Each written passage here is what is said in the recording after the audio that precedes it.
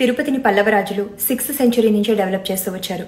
14th century వచ్చేసరికి అంటే విజయనగర రాజుల కాలంలో స్వామివారికి నైవేద్యంగా ఇప్పుడున్న లడ్డూని కాకుండా మనోహరం అనే నైవేద్యాన్ని సమర్పించేవారు. అప్పట్లో తిరుపతి వచ్చే భక్తులకి కొండ మీద భోజన సదుపాయాలు అవి సరిగ్గా లేకపోవడం వల్ల చాలా మంది రాజులు స్వామివారికి నైవేద్యంగా సమర్పించిన దాన్నే భక్తులకి ప్రసాదంగా పంచి ఇవ్వడం కోసం వాళ్ళిచ్చే డొనేషన్స్లోని మేజర్ పార్ట్ని ప్రసాదాల కోసం మాత్రమే కేటాయించేవారు.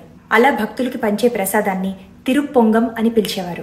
విజయనగర్ రాజైన 2వ దేవరాయవారి హయాంలో పనిచేసిన అమాతిశేఖర మల్లన్న అనే ఆయన స్వామివారికి నివేదించే నైవేద్యాలకి ఒక టైం టేబుల్ని ఇంట్రొడ్యూస్ చేశారు. తర్వాతి కాలంలో వడ, అప్పం, అతిరసం, సుఖీయం, మనోహరపడి ఇలా రకరకాల ప్రసాదాలని పంచేవారు.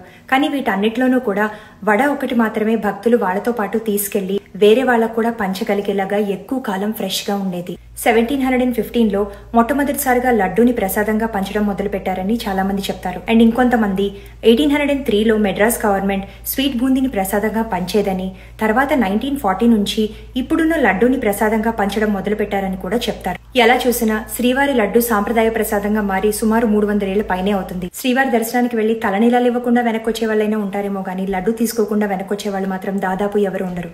లడ్డు మనందరి జీవితాల్లోనూ ఇలా విడదీయలేనిదిగా అయిపోవడం వెనకాల కొన్ని సెంచురీస్ నుంచి కొన్ని వేల మంది కృషి ఉందనేది ఎవరూ కాదనలేని నిజం.